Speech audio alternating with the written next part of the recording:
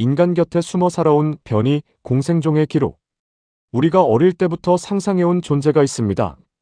작고 귀엽지만 때로는 인간보다 강한 힘을 가지고 있고 자연의 원소를 다루며 사람과 교감하고 어떤 순간에는 믿기 힘들 정도로 빠르게 성장하는 생명체. 많은 사람들은 이런 존재를 단순한 상상 속 캐릭터라고 생각합니다. 하지만 정말 그럴까요? 전 세계의 민속 기록, 고대 문헌, 산악 지역의 목격담, 그리고 최근 생물학계 일부에서 조심스럽게 언급되는 이상, 생물 사례들을 모아보면 한 가지 흥미로운 가설이 떠오릅니다. 인류는 아주 오래전부터 우리가 아직 제대로 분류하지 못한 특수 생명체들과 함께 살아왔을지도 모른다는 것입니다. 이 생명체들은 기존 동물과 완전히 다르지는 않습니다. 포유류처럼 젖을 먹이기도 하고 조류처럼 알을 낳기도 하며 파충류처럼 체온을 조절하기도 합니다. 하지만 일반적인 동물과 결정적으로 다른 점이 있습니다. 그들은 주변 환경의 에너지를 몸속에 저장하고 필요할 때 특정한 형태로 방출할 수 있다는 점입니다. 전기, 열, 냉기, 빛, 진동, 식물성 생장 에너지, 심지어는 감정 반응까지. 과학자들은 이들을 임시로 이렇게 부릅니다. 변이 공생종. 정식 학명은 아직 없습니다.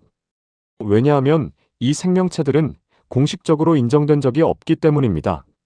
하지만 여러 지역에서 수집된 기록을 보면 이상할 정도로 공통점이 많습니다. 미음, 작은 체구, 강한 지능, 인간과의 높은 친화성, 특정 환경에 따라 달라지는 외형, 그리고 위협을 받았을 때 나타나는 비정상적인 에너지 반응. 우리가 흔히 상상하는 포켓몬과 비슷한 존재. 어쩌면 그것은 완전한 허구가 아니라 인류가 오래전부터 목격해온 미확인 생물에 대한 집단 기억일지도 모릅니다. 1. 최초의 기록은 신화가 아니라 관찰 보고에 가까웠다. 고대 문명에는 유난히 반복되는 생물 묘사가 있습니다. 불을 뿜는 작은 도마뱀, 번개를 부르는 노란 짐승, 사람의 감정을 읽는 여우, 돌처럼 단단한 껍질을 가진 산짐승, 꽃과 함께 움직이는 작은 정령, 물속에서 사람을 구해주는 동물. 물론 이런 이야기는 대개 신화나 설화로 분류됩니다. 하지만 흥미로운 점은 서로 전혀 교류가 없던 지역에서도 비슷한 묘사가 발견된다는 것입니다. 동아시아 산간 지역에서는 오래전부터 번개쥐라는 이야기가 전해졌습니다. 천둥이 치기 전 집 근처 곡식 창고나 대나무 숲에서 노란빛을 띠는 작은 짐승이 나타난다는 이야기입니다. 그 짐승은 쥐와 비슷하지만 귀가 크고 털이 바짝 서 있으며 사람이 다가가면 몸 주변에 푸른 불꽃 같은 빛이 일어난다고 했습니다. 유럽 북부의 오래된 농가 기록에도 비슷한 존재가 등장합니다.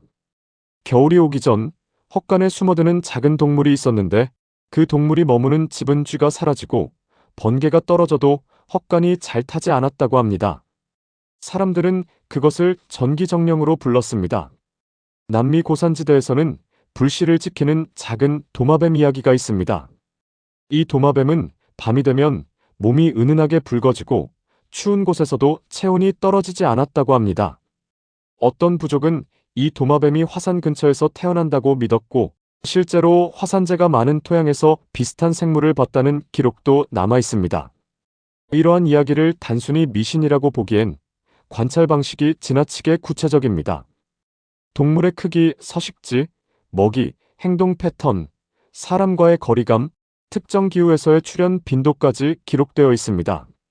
신화라기보다는 이해할 수 없는 생명체를 당시 언어로 설명한 자연 관찰 보고에 가깝습니다. 2. 변이 공생종은 왜 공식적으로 발견되지 않았을까? 그렇다면 이런 생명체가 정말 존재한다면 왜 지금까지 과학계에 공식 등록되지 않았을까요? 가장 큰 이유는 세 가지로 추정됩니다. 첫째, 개체수가 극도로 적습니다. 변이 공생종은 일반 동물처럼 대량 번식하지 않습니다. 대부분 특정 환경에서만 살아갈 수 있고 서식지가 파괴되면 빠르게 사라집니다. 예를 들어 전기 에너지를 저장하는 개체들은 습도가 높고 낙뢰가 잦은 지역을 선호합니다. 열 에너지를 다루는 개체들은 지열이 높은 지역, 온천지대, 화산암지대에서 주로 목격됩니다. 식물과 공생하는 개체들은 오래된 숲, 인간의 손이 거의 닿지 않은 습지 또는 특정 균류가 많은 토양에서 발견된다고 전해집니다. 즉, 이들은 아무 곳에서나 살 수 있는 생물이 아닙니다. 둘째, 위장 능력이 뛰어납니다. 변이 공생종은 위험을 감지하면 일반 동물처럼 도망치는 것이 아니라 주변 환경과 거의 구분되지 않는 상태로 숨어버립니다. 식물형 개체는 잎이나 꽃처럼 보이고 암석형 개체는 돌처럼 굳어버리며 전기형 개체는 몸의 온도와 심박을 낮춰 죽은 동물처럼 보일 수 있다고 합니다. 일부 연구자들은 이것을 환경동조 반응이라고 부릅니다. 셋째, 인간에게 잡히면 오래 살지 못합니다. 가장 중요한 이유입니다. 변이 공생종은 인간과 교감할 수 있지만 강제로 포획되거나 낯선 환경에 갇히면 급격히 생체 반응이 떨어집니다. 기존 동물처럼 단순히 먹이와 온도만 맞춘다고 생존하는 것이 아니라 서식지의 에너지 흐름과 깊게 연결되어 있기 때문입니다. 예를 들어 숲에서 살아가는 개체를 연구실로 데려오면 먹이를 먹어도 몸의 광택이 사라지고 움직임이 둔해지며 며칠 안에 탈진 상태가 됩니다. 이런 특성 때문에 과거에 발견된 개체들도 대부분 표본으로 남지 못했을 가능성이 큽니다. 즉, 사람들은 봤지만 증거를 남기지 못했고 증거가 없으니 과학은 인정하지 않았습니다. 그렇게 이 존재들은 오랫동안 신화와 소문 사이에 남게 된 것입니다. 3. 진화가 아니라 급격한 생체 전환일 수 있다. 포켓몬과 비슷한 생명체를 이야기할 때 가장 흥미로운 요소는 단연 진화입니다. 작고 약해 보이던 생명체가 어느 순간 완전히 다른 모습으로 바뀌고 능력도 강해지는 현상. 현실 생물학에서는 이런 변화를 완전 변태라고 부릅니다. 애벌레가 번데기를 거쳐 나비가 되는 것처럼 생명체의 형태가 완전히 달라지는 경우는 실제 자연에도 존재합니다. 하지만 변이 공생종의 변화는 일반적인 변태와 조금 다릅니다. 시간이 지나서 천천히 바뀌는 것이 아니라 특정 조건이 맞으면 짧은 시간 안에 외형과 능력이 급격히 변한다는 것입니다. 가설에 따르면 변이 공생종은 몸속에 에너지 결정액이라는 특수 조직을 가지고 있습니다. 이 조직은 심장이나 뇌처럼 눈에 보이는 장기는 아니지만 신경계와 내분비계 사이에서 작동하는 생체 배터리 같은 역할을 합니다. 어린 개체는 이 에너지 결정액이 작고 불안정합니다. 그래서 능력도 약하고 외형도 단순합니다. 하지만 성장하면서 특정한 자극을 받으면 결정액의 구조가 빠르게 재배열됩니다. 이때 몸 전체의 세포 분화가 다시 일어나며 외형이 크게 바뀔 수 있습니다. 예를 들어 불의 에너지를 다루는 소형 파충류형 개체가 있다고 가정해 보겠습니다. 어릴 때는 체온 유지 능력이 조금 뛰어난 정도입니다. 하지만 일정 수준 이상의 열 자극, 강한 생존 스트레스, 혹은 신뢰하는 인간과의 장기적 교감을 경험하면 몸속 결정액이 활성화됩니다. 그러면 꼬리 끝이나 등 부분의 열 방출 기관이 발달하고 피부는 고온에 견딜 수 있도록 두꺼워지며 폐 구조도 열기 배출에 적합하게 변합니다. 겉으로 보기에는 갑자기 진화한 것처럼 보입니다. 하지만 실제로는 숨겨져 있던 유전 정보가 특정 조건에서 발현된 것입니다. 마치 잠겨있던 성장 단계가 한꺼번에 열리는 것과 같습니다. 이 현상을 일부 연구자들은 단계성 변이 성장이라고 부릅니다. 재미있는 점은 이 변화가 단순히 힘이 세지는 과정이 아니라는 것입니다. 성격도 바뀝니다. 어린 개체는 겁이 많고 호기심이 강하지만 변이 성장 이후에는 보호 본능이 강해지거나 독립성이 커지는 경우가 많습니다. 즉, 형태 변화는 신체만의 변화가 아니라 생존 전략 전체가 바뀌는 사건입니다. 4. 인간과 교감하는 능력은 어떻게 설명할 수 있을까? 변이 공생종의 가장 독특한 특징은 인간과의 관계입니다. 이들은 단순히 길들여지는 동물이 아닙니다. 개나 고양이처럼 먹이를 주는 사람에게 익숙해지는 수준을 넘어 특정 인간의 감정 상태에 반응하고 때로는 보호 행동을 보입니다. 이 때문에 많은 설화에서 이 생명체들은 동료, 수호령, 정령, 작은 신수처럼 묘사되었습니다. 그렇다면 이 교감 능력은 과학적으로 어떻게 설명할 수 있을까요? 가능한 가설 중 하나는 미세 전기 신호 감지 능력입니다. 인간의 몸은 감정 상태에 따라 심박, 호흡, 체온, 피부 전도도, 근육 긴장도가 미세하게 변합니다. 일반 동물도 이런 변화를 어느 정도 감지합니다. 개가 주인의 불안을 알아차리거나 말이 사람의 긴장을 느끼는 것처럼 말입니다. 하지만 변이 공생종은 이 감지 능력이 훨씬 예민한 것으로 추정됩니다. 전기형 개체는 인간의 신경 반응과 심박 변화를 감지할 수 있고, 식물형 개체는 호흡에서 나오는 화학 물질의 변화를 민감하게 읽을 수 있으며, 수중형 개체는 목소리의 진동 패턴으로 감정 상태를 파악할 수 있다고 합니다. 그래서 사람이 두려워하면 거리를 두고, 안정되면 다가오며, 슬픔이 깊어지면 옆에 머무르는 행동을 보입니다. 이런 행동은 마치 마음을 읽는 것처럼 보입니다. 하지만 실제로는 감정이 만들어내는 생체 신호를 읽는 능력일 수 있습니다. 더 흥미로운 것은 이들이 인간과 오래 지낼수록 능력이 안정된다는 점입니다. 야생 개체는 에너지 반응이 불규칙하고 공격적일 수 있지만, 신뢰관계가 형성된 개체는 불필요한 에너지 방출을 줄이고 사람의 지시에 가까운 행동을 보입니다. 이것은 단순한 훈련이 아니라 상호 조절에 가깝습니다. 인간은 이들에게 안정감을 주고, 변이 공생종은 인간에게 보호와 정서적 지지를 제공합니다. 그래서 이들은 애완동물보다 공생 파트너에 가깝습니다. 5. 실제 목격 사례처럼 전해지는 3가지 기록. 지금부터 소개할 이야기는 공식적으로 검증된 사건은 아닙니다. 하지만 여러 지역에서 비슷한 형태로 반복되어 전해지는 기록들입니다. 첫 번째 사례는 강원도 산간 마을에서 전해지는 푸른 꼬리 짐승 이야기입니다. 약 30년 전 한 산불 현장에서 이상한 동물이 목격되었다고 합니다. 당시 마을 주민들은 불이 산 능선을 타고 빠르게 번지는 것을 보고 대피 중이었습니다. 그런데 한 아이가 집에 두고 온 강아지를 찾겠다며 되돌아갔고, 가족들은 아이를 찾기 위해 다시 산 아래로 내려갔습니다. 그때 아이는 무너진 창고 근처에서 발견되었습니다. 아이 옆에는 작은 짐승이 있었다고 합니다. 몸집은 고양이보다 조금 컸고, 여우와 도마뱀의 중간 같은 모습이었으며 꼬리끝이 푸르게 빛나고 있었다고 합니다. 이상한 점은 아이 주변만 불길이 닿지 않았다는 것입니다. 마치 뜨거운 공기가 둥글게 밀려나간 듯 주변 풀은 그을렸지만, 아이가 앉아있던 땅은 젖은 흙처럼 차가웠다고 합니다. 구조대가 접근하자 그 생명체는 산 쪽으로 뛰어가 사라졌고, 이후 다시 발견되지 않았습니다. 당시 사람들은 산신령의 도움이라고 말했지만, 일부 연구자들은 이 기록을 열 에너지 조절형 변이 공생종의 방어 반응으로 해석합니다. 두 번째 사례는 일본 북부의 작은 어촌에서 전해지는 비 오는 날의 흰 물개 이야기입니다.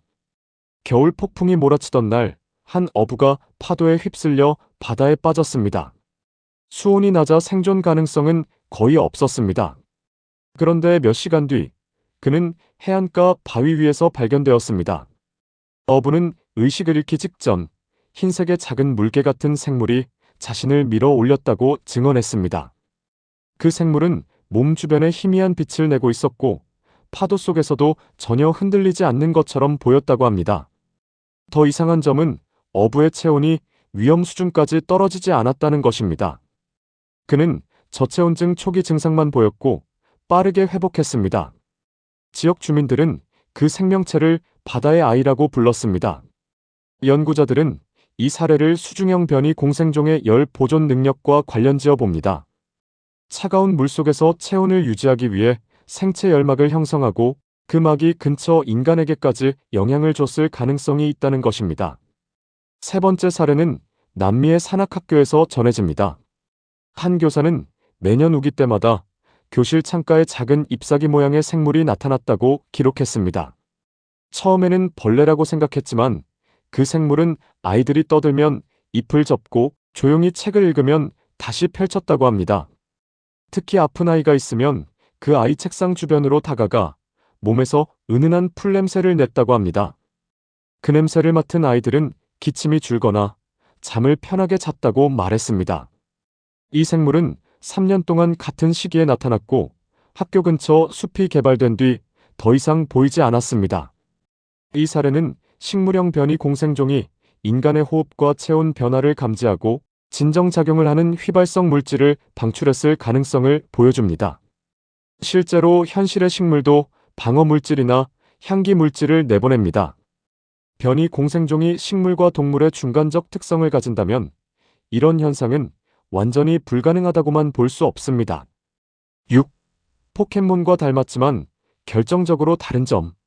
이 생명체들은 우리가 상상하는 포켓몬과 닮았습니다. 하지만 완전히 같지는 않습니다.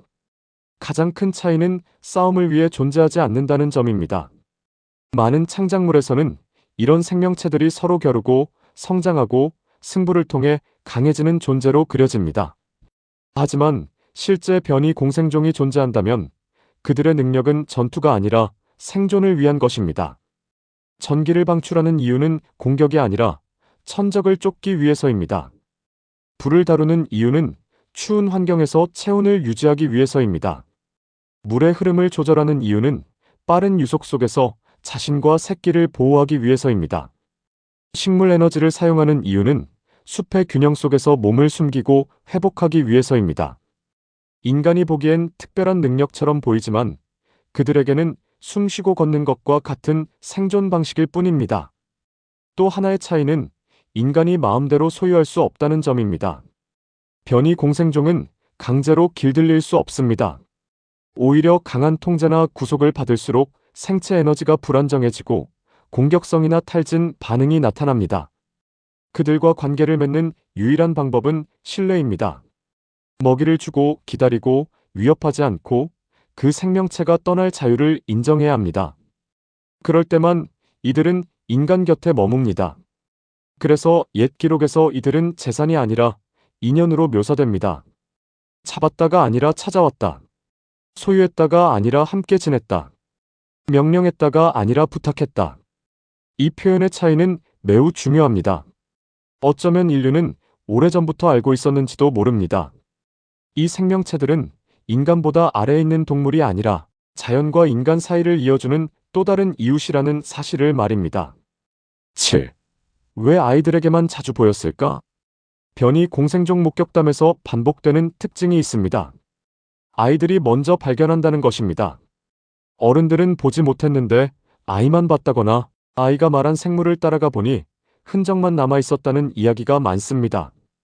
이것은 단순히 아이들의 상상력 때문일 수도 있습니다. 하지만 다른 해석도 가능합니다. 아이들은 어른보다 움직임이 작고 위협성이 낮으며 자연물에 대한 반응이 즉각적입니다. 어른은 낯선 생물을 보면 잡거나 쫓아내거나 사진을 찍으려 합니다. 하지만 아이들은 멈춰서서 바라보거나 말을 걸거나 먹을 것을 내밀기도 합니다. 변이 공생종 입장에서는 아이들이 훨씬 덜 위험한 존재일 수 있습니다. 또한 아이들은 감정 표현이 솔직합니다. 무서우면 무섭다고 느끼고 기쁘면 바로 웃고 슬프면 울음을 참지 않습니다.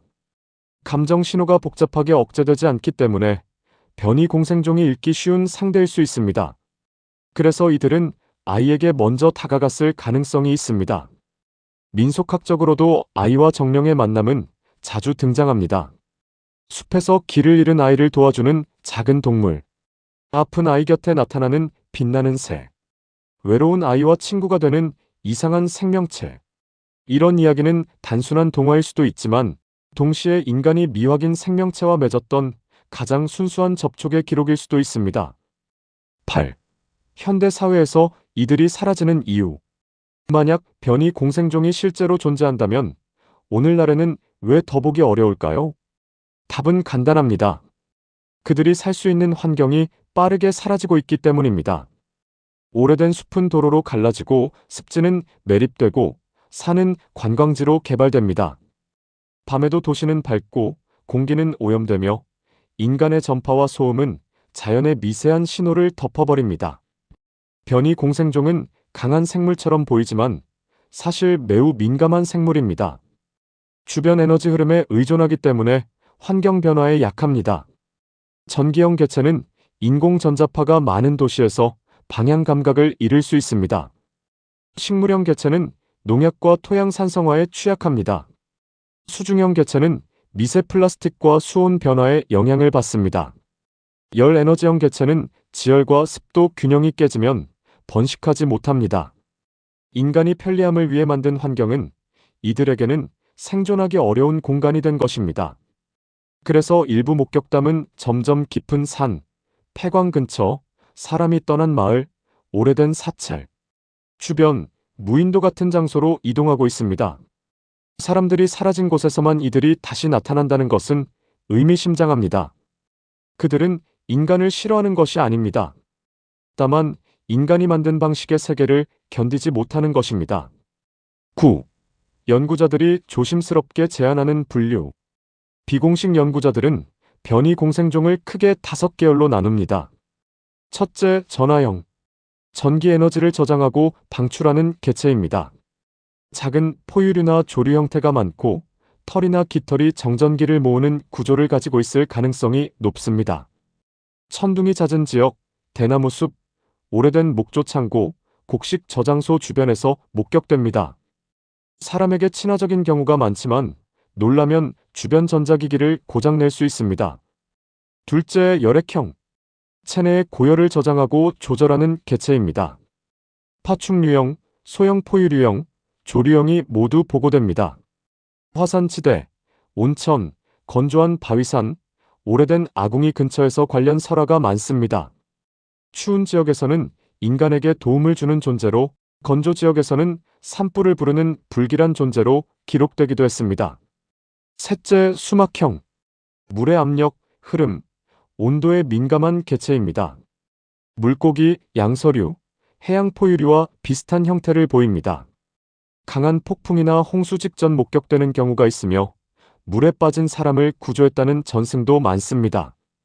이들은 소리보다 진동에 반응하는 것으로 추정됩니다. 넷째, 엽록형.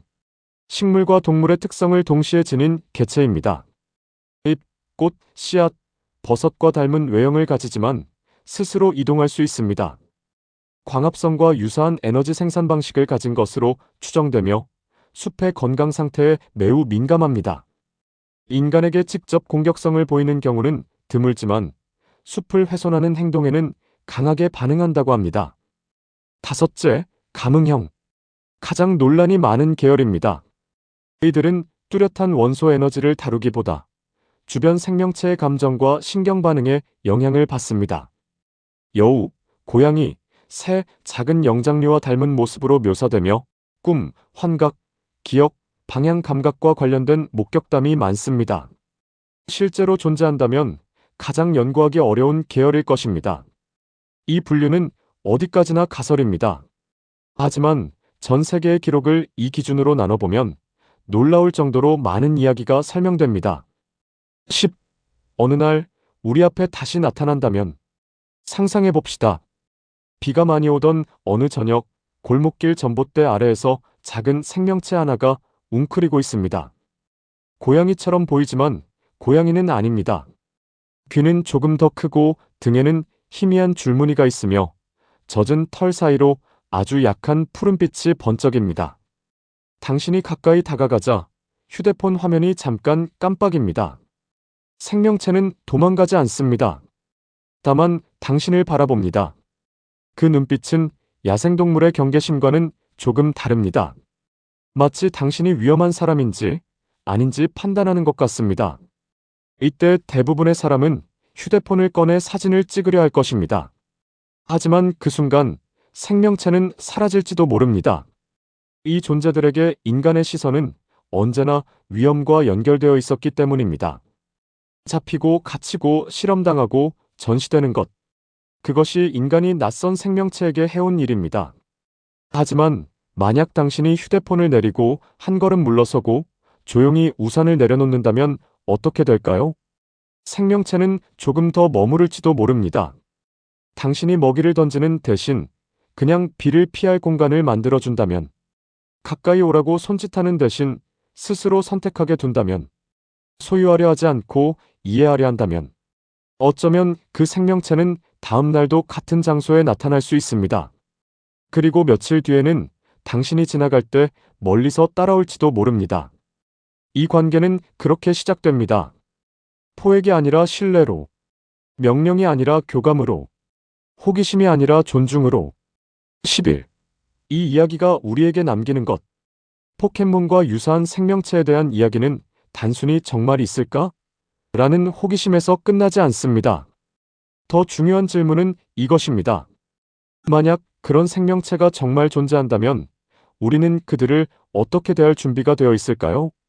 인간은 오랫동안 자연을 분류하고 이름 붙이고 소유하려 했습니다. 새로운 생물을 발견하면 학명을 붙이고 표본을 만들고 연구 대상으로 삼았습니다. 그 과정이 과학의 발전을 만든 것은 사실입니다. 하지만 동시에 많은 생명체가 인간에게 발견되는 순간부터 위험해졌습니다.